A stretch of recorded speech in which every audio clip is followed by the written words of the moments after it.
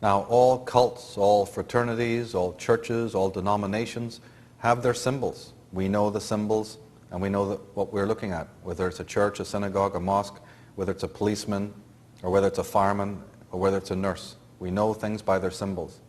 So fascism, what are the symbols of fascism? One might think it's the swastika. Actually, it is not. The symbols of international fascism are much older than that.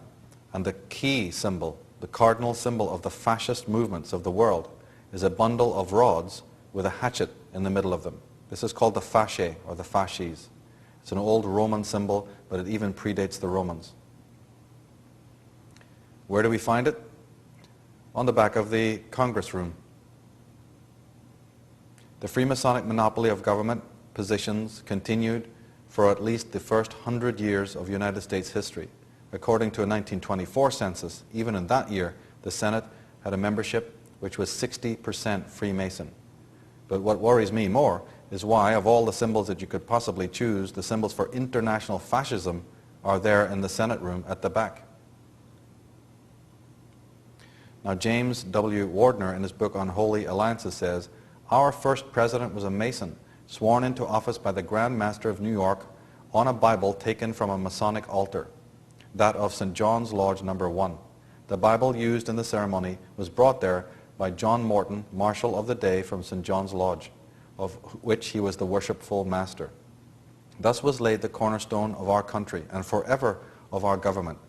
This same Bible, used for Washington's inauguration, was used to swear in Masonic presidents Warren Harding in 1921 and Dwight Eisenhower in 1953. And what the good doctor fails to tell you is that when George Bush, in more recent times, asked for his Bible, he specifically asked for 3 Bibles, the Masonic 3, and laid his hand on 3 Bibles, and that is another known Masonic symbol. Well, if you got allegiances, you certainly have.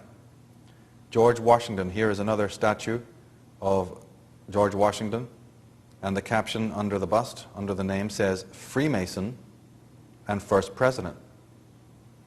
Now, I don't know about you. In fact, I'm not even an American citizen. I'm from Ireland. But yet I would take offense to that statement. Because what does it say?